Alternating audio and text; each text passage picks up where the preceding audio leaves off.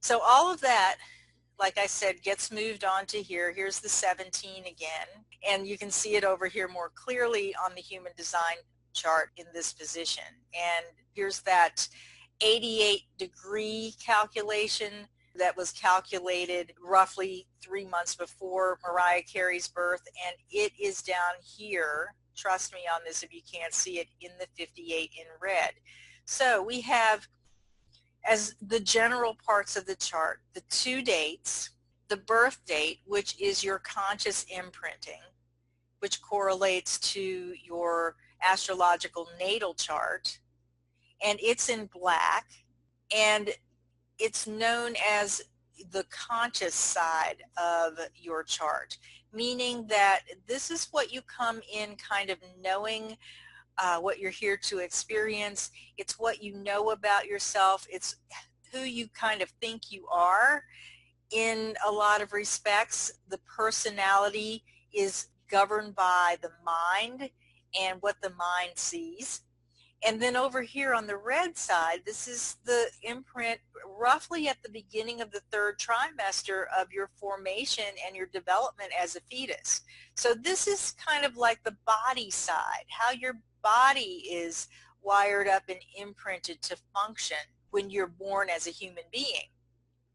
So we call this the unconscious aspects of you. It's sort of like your genetic inheritance. It's what you've inherited through your genetic line. It's those things about you that you may not fully know about yourself right off the bat, or you may not recognize about yourself. And a lot of it you have no control over. So as you move through life, especially now that you are looking at your chart, what you're working with here is, and what you're looking at is how the body on the design side works with the personality side, with the conscious personality side of you. So this is sort of like your body, design, mind, personality connection, the body-mind connection in a lot of detail. And as we move through the chart, you're going to understand what you need to know to get started on harmonizing how your body functions with how your mind functions.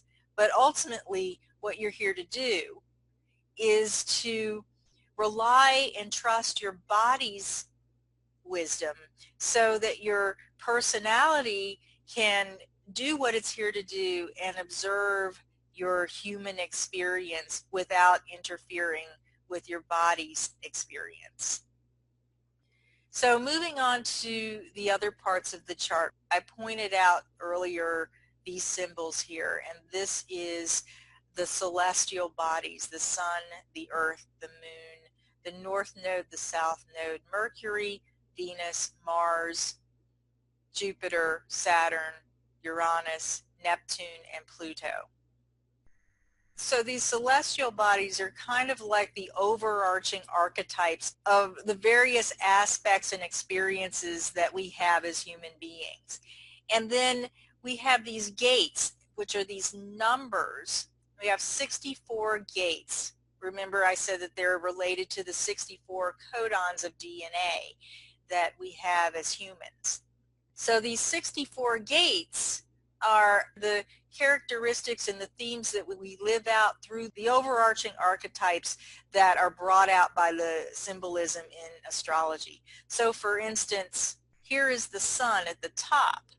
The sun is the archetype of the yang energy, the energy of the masculine. It's what we put out in the world. So if you're familiar with astrology, your sun sign is the aspect of your personality that you're radiating out into the world that people see and they recognize.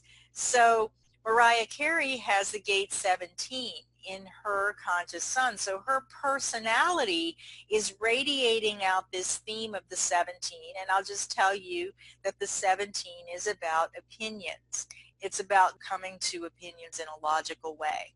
So there's 64 potential gates, but you may not have all 64 gates. So just remember that, because sometimes these gates repeat themselves in your chart. Sometimes they're on multiple sides of the chart. And if the gates are on the personality side, they get transposed here on the body graph in black. If they're on the design side, they get transposed on the body graph in red. Now, if they're on both sides, if one of these gates is on both sides, it doesn't have to be connected to the same planet. It can be anywhere in the chart, but if it's on the personality and the design side, then you will see these black and red combinations. So let's look at where the gate 18 is in Mariah Carey's chart. This is the 18 down here, and you see that it's in black and red. So the conscious Earth is in the gate 18, and also conscious Uranus is in the gate 18 and unconscious Uranus.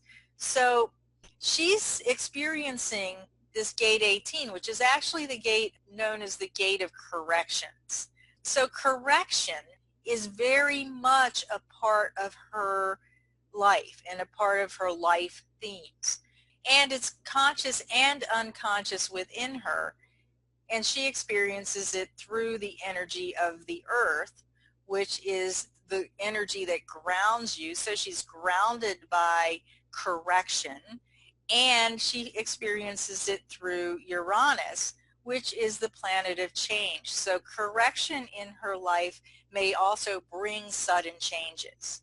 So that's kind of how that works. That's how we sort of read the chart when you get a reading. It's a little bit more detailed than what you would get in like an overview reading, but some of the information, a lot of the information that you are getting in this course is actually what you might get in a basic introductory overview reading.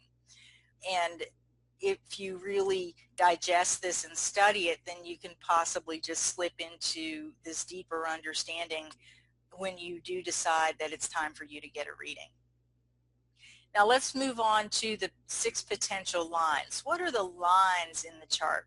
Look at these little numbers that look like little exponent numbers up at the top of these hexagrams, these gates. These are taken from the 6 lines of the I Ching. That the hexagram has 6 yin and yang lines, straight lines, like full lines, and broken lines. If you've ever seen, it starts with line 1 on the bottom, then goes to 2, to 3, to 4, to 5, to 6. They just further color how you live out the energy of these gates. And when we get into the profile in your keynotes, we'll talk a little bit more about what these potential lines mean. So you don't necessarily have all of the 6 lines, and I didn't point this out on the mandala, but let me see if I can find that on here. Okay, here it is. Here's the astrology, here are the gates, here are the hexagrams that have the yang lines that are solid, and then the yin lines, and they represent, they're basically the Chinese representation of the number that you're seeing. And then you see these little tick marks. So these are actually roughly representative of the lines of your gates, and they're sort of like the second hands on a clock. So if you think about reading the themes here, you know, the themes as you move through the seasons of your chart, then you can sort of say, okay, well, this is at 8 o'clock, let's say. Then I'm just using that as a metaphor. You know, 17 is at 8 o'clock, and it's in line 3, so it was 3 seconds as a metaphor. So you'll always live out the main theme of the hexagram, but then the line kind of colors how you live that out. So moving on, there are 36 channels in the human design chart, and this is where the tree of life comes in with all of these connections. All of these connecting lines here between these shapes are channels. Every human design chart has the same kind of configuration with the channels. The channels are made up when 2 gates come together. So here in Mariah Carey's chart, you can see that she's got a channel here from this root at the bottom, this shape at the bottom, and this rectangle at the bottom, and this triangle over here to the left. And between the rectangle and the triangle are two gates. And if you can't see it very clearly, trust me, this is the gate 58 and this is the gate 18. And the two gates come together to make the 5818 channel, which is known as the channel of judgment. What channels represent are your fixed strengths, the ways that you process the energy in these 9 energy centers. We'll get to this in a second. And when you process it in a fixed kind of way or in a consistent kind of way. So you experience the themes or this strength that you have in your chart in a consistent way. It's something that you can count on about yourself, and it's something that you can trust once that you know that it's there. Now, these channels run between energy centers. So these shapes are the energy centers that are roughly related to the chakra system. But in human design, we have 9 energy centers in the chart. The reason we have 9 is because we experience some of these energies in a more refined way than they are explained or understood through the Hindu chakra system. We're going to go into the energy centers in more detail in just a little bit, but you can see that all of these are energy centers. And what energy centers represent are the various different types of energy that you have at your access to process and work with. And then at the bottom of the chart, right over here where it says overview, there are the keynotes. And this is what we're really going to focus upon because this is sort of the shortcut. The person who was the founder of human design was named Ra Uru Hu, and this was actually his shortcut that he put in so that you don't have to spend years and years and years trying to decipher all of this and figure out what it means. This is a shortcut of what your chart is about. So you're going to learn how to read these keynotes, or you're going to learn what they're about in your chart.